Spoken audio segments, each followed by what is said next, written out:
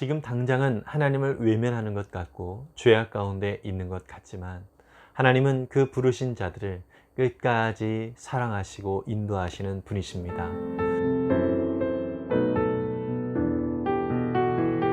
안녕하세요. 이태희 목사입니다. 오늘도 우리에게 귀한 날 주신 주님께 감사를 드리고요. 또 오늘도 주님과 함께 동행하면서 믿음으로 살 수 있도록 은혜를 주신 주님께 감사를 드립니다.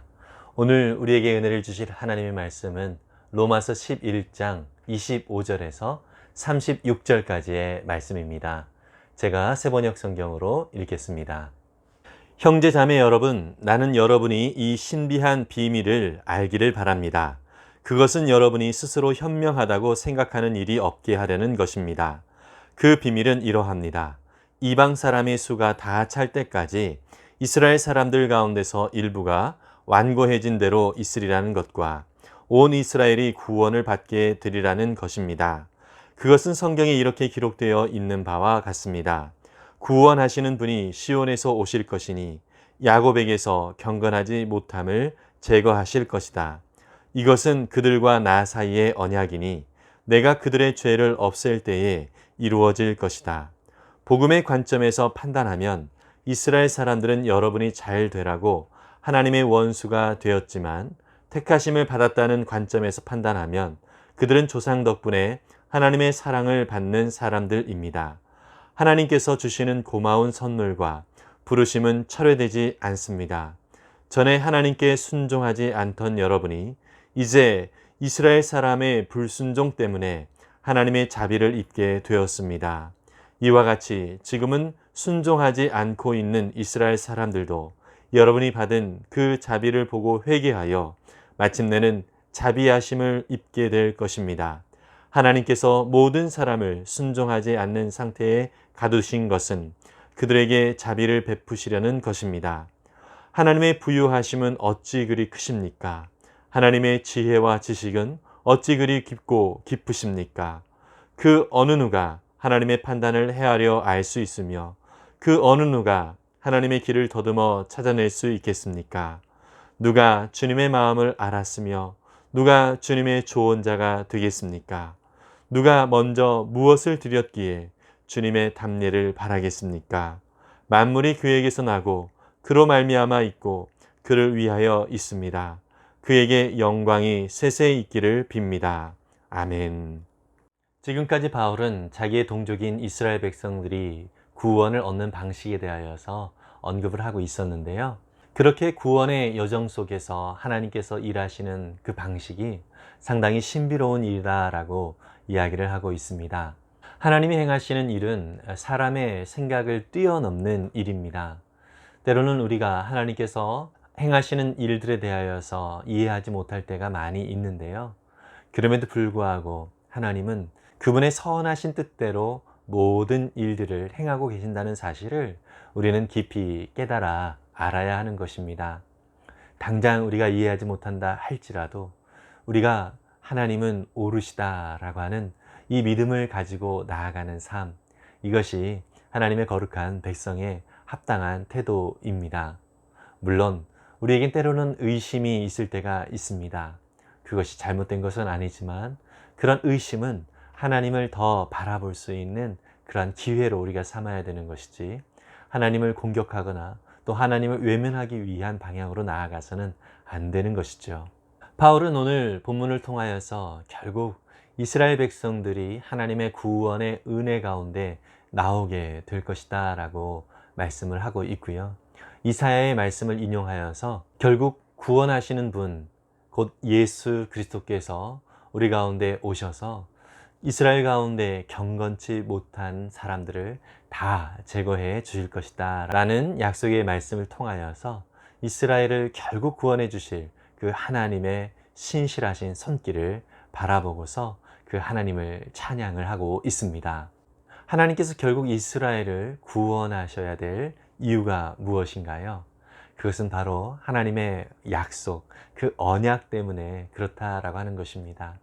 하나님은 신실하신 분이시기에 그분이 약속하신 그 언약의 말씀은 반드시 지키시는 분이십니다. 그 하나님을 우리가 바라보고 또 그 하나님을 의지하며 살아간다고 하는 것은 우리에게 참으로 복된 일이라는 것입니다. 우리는 신실하지 못하지만 하나님은 우리에 대하여서 늘 신실하게 다가오시기 때문인 것입니다. 우리가 구원을 얻게 되어지고 하나님을 아버지라 또 예수님을 주님이라고 부를 수 있는 것은 하나님의 신실하신 그 사랑의 역사 때문에 우리가 주님 앞에 나올 수 있게 되는 것이고요. 또 그 은혜 가운데 우리가 잠기며 또 하나님과 동행하며 살아가는 귀한 특권을 누리게 되는 것입니다. 이 모든 것들은 하나님의 신실하신 그 사랑의 결과가 되어지는 것이죠. 하나님의 그 언약에 근거하여서 하나님께서 우리 가운데 허락하여 주신 그 은사와 또 그 부르심에 대해서는 절대 후회하심이 없다라고 말씀을 하고 있습니다.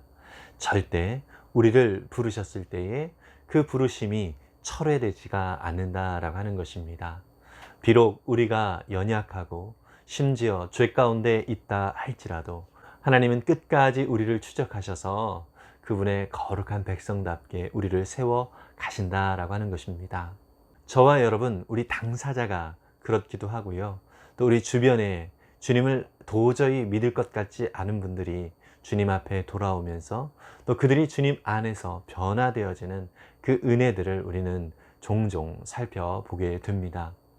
그것을 통하여서 우리가 알 수 있는 것은 무엇이죠? 바로 하나님은 참 대단하신 분이시다라고 하는 사실을 우리가 확인하게 되는 것입니다. 지금 당장은 하나님을 외면하는 것 같고 죄악 가운데 있는 것 같지만 하나님은 그 부르신 자들을 끝까지 사랑하시고 인도하시는 분이십니다. 그래서 우리의 생각과 우리의 판단은 포기할 수 있으나 하나님은 절대 그를 포기하지 아니하시는 분이십니다. 그렇기 때문에 우리에게 요구되어지는 것은 그 하나님 아버지의 마음을 내 속에 늘 새기면서 그 하나님의 뜻대로 우리 역시 따라가는 것, 이것을 하나님께서는 원하시는 것이죠. 때로는 다 때려치고 싶은 그런 마음이 우리 가운데 들 때도 있습니다. 그러나 하나님은 절대로 하나님이 붙드신 영혼을 놓지 않으시는 분이십니다. 끝까지 사랑하시는 분이십니다. 그렇기 때문에 우리는 그 하나님의 그 놀라운 사랑 앞에 겸손히 엎드릴 수밖에 없는 것이고요. 그 사랑 앞에 감격하며 겸손히 나아갈 수밖에 없는 존재가 되는 것입니다.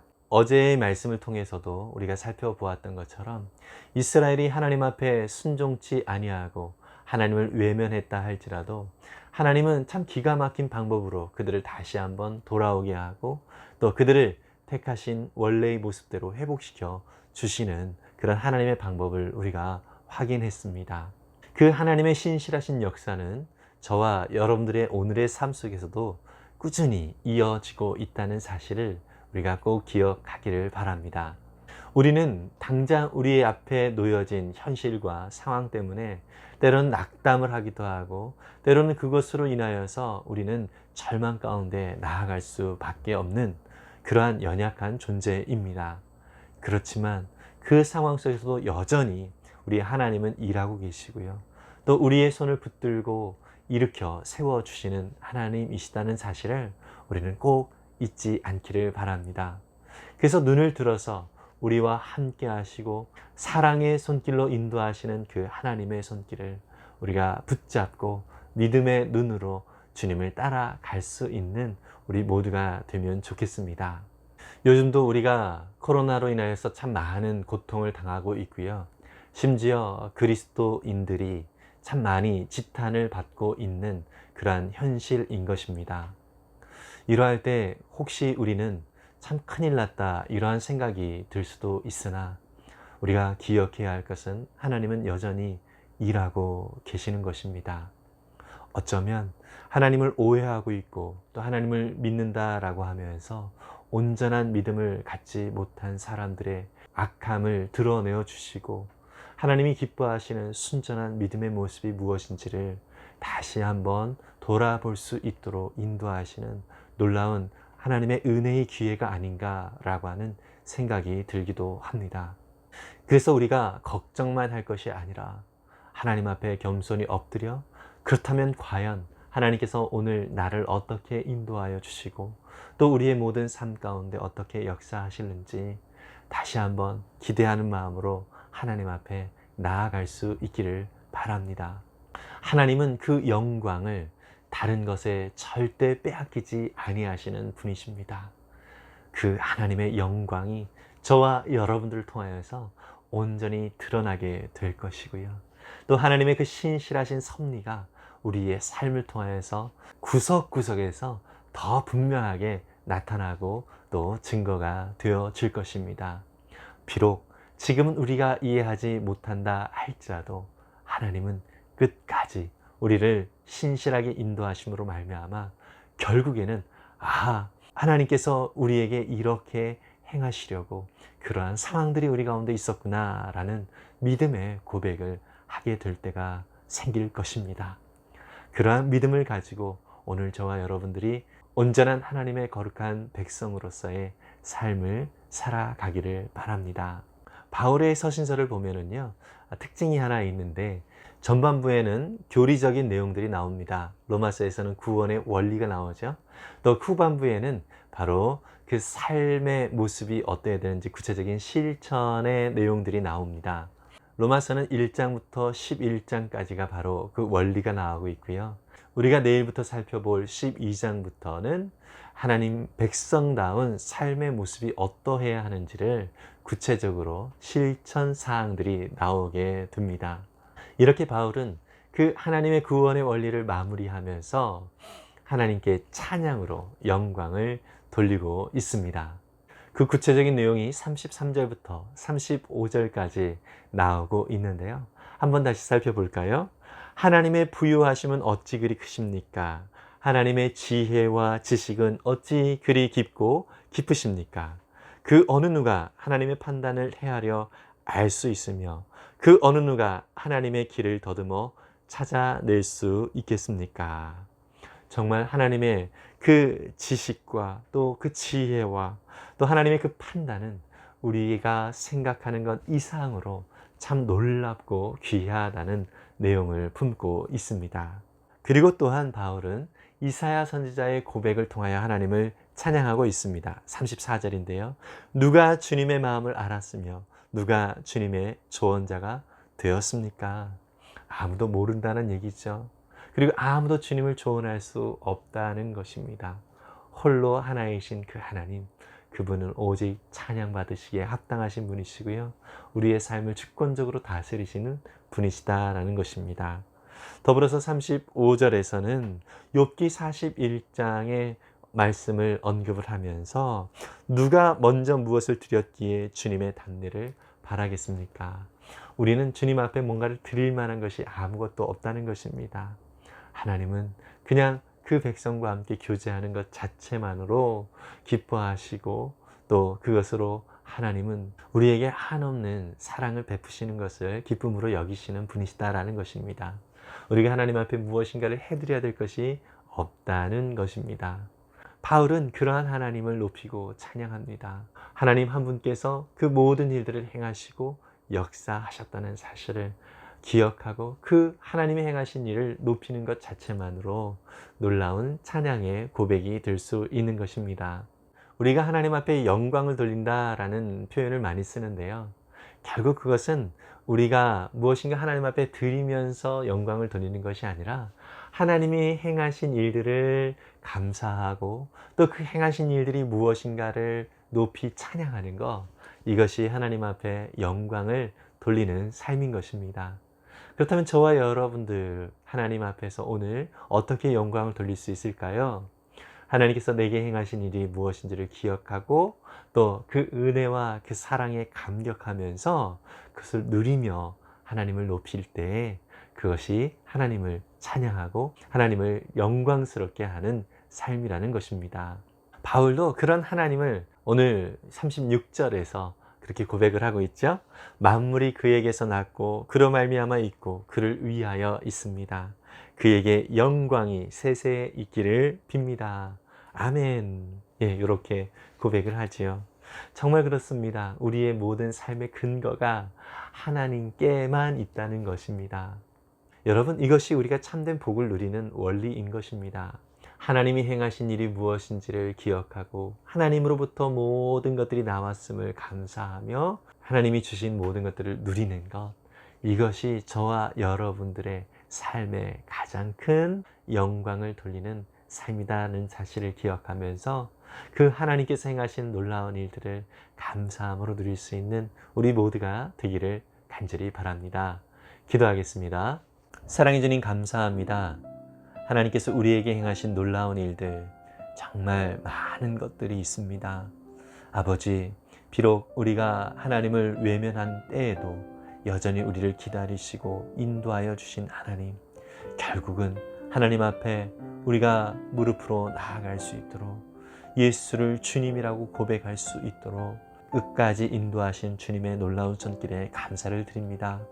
주님, 우리를 끝까지 사랑하실 뿐만 아니라 오늘도 하나님 우리의 삶의 모든 것들을 공급하여 주시고 그 가운데서 은혜를 누릴 수 있도록 인도하여 주신 것 참 감사합니다. 아버지, 우리에게 모든 주어진 것들 모두 하나님께서 허락하여 주신 것임을 다시 한번 기억하게 하시고 우리가 오직 하나님의 은혜로만 살아갈 수 있는 존재라는 사실을 깊이 감사하면서 주님, 오늘도 그 모든 것들을 기쁨으로 누리면서 하나님 앞에 영광을 돌리는 은혜의 날이 될 수 있도록 축복해 주옵소서. 오늘 우리의 모든 삶을 통하여 영광 받으실 주님의 이름을 찬양합니다. 감사드리며 예수님의 이름으로 기도했습니다. 아멘. 참 요즘 시기가 참 많이 힘겹고 어려운 시기입니다. 그렇지만 이러한 시기일수록 우리 하나님은 더욱 찬양받으시기에 합당하신 분이시다는 사실을 기억하기를 바랍니다. 우리의 모든 삶 속에 하나님이 함께 하시고요. 이런 모든 상황들이 하나님이 우리 가운데 어떻게 일하실지 더욱더 보고 경험할 수 있도록 은혜를 주시는 그러한 기회라는 사실을 우리가 기억하면서 하나님께서 우리 가운데 어떻게 신실하게 역사하시고 인도하여 주셨는지를 믿음의 눈으로 바라보고요. 그것을 하나씩 하나씩 살펴보면서 정말 하나님께서 이렇게 인도하여 주셨구나라는 것들을 깊이 발견하고 그 하나님을 찬양하며 높일 수 있는 은혜의 날이 되기를 간절히 바랍니다. 하늘 복 많이 받으세요. 샬롬.